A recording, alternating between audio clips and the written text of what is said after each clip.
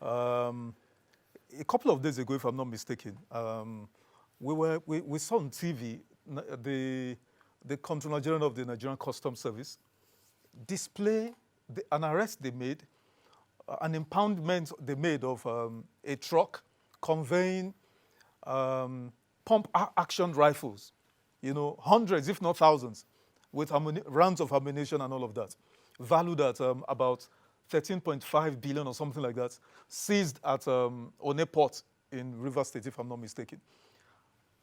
Comrade Minister, who would import such weaponry into Nigeria, and for what? That's the question. What was that? Because this was not the security forces importing such weapons. Who would import such armory, arms and ammunition into Nigeria, and for what? Well, I think from that report, I also made up my mind. Sorry to interrupt you, because let me give more context.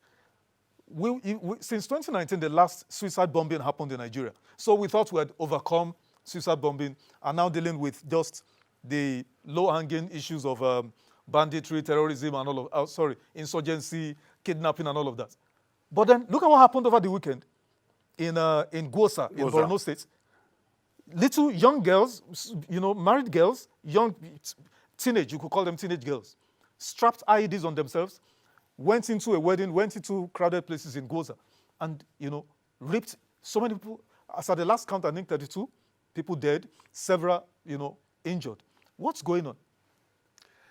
Well, from these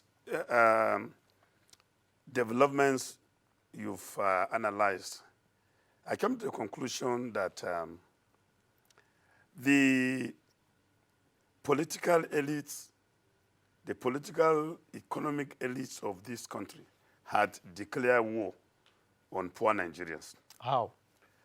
There is no any poor man that can afford to import that such scale of arms.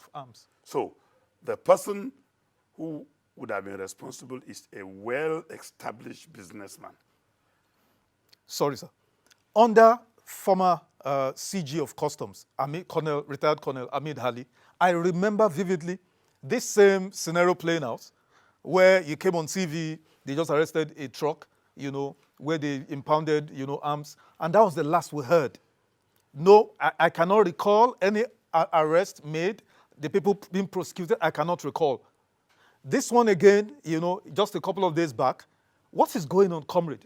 Can we ever have peace in this country with this? Because when I saw that, guess what, Comrade Minister? You know more than myself, you've been in government. Nigerian police don't carry those kinds of weapons I saw. Those kinds of weapons, I only see them with the DSS. What's going on, Comrade Minister?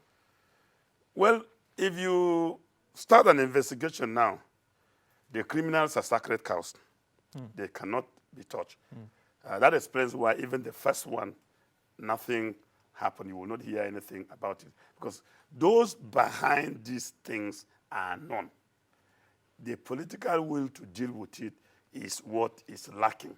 They are intertwined within the network of the political elites. You see, the question may be, why are they doing what they are doing so that they cannot be held accountable? If the common people are allowed to organize themselves and move to the streets, they will hold everybody accountable. Because if you are not doing well in your village as a councillor, the local people will demonstrate and embarrass you. So that they don't have the stability, arms is imported into the country, people are armed, civilians are armed, so that they kept creating security challenges. People are dislocated from their ancestral homes. So where they are now, they don't even have any right. They are mere IDPs. Is it there that they will demonstrate? Are they going to demonstrate for food? So it's a deliberate conspiracy as far as I'm concerned. If it is not, I challenge the federal government of Nigeria to investigate just this recent one. Yes. To investigate.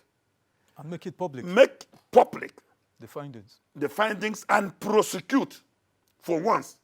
If the government does this one, let me assure you, I will enlist as the #1 supporter of this government, and I will work for the government. I will campaign and mobilize Nigerians. Fantastic.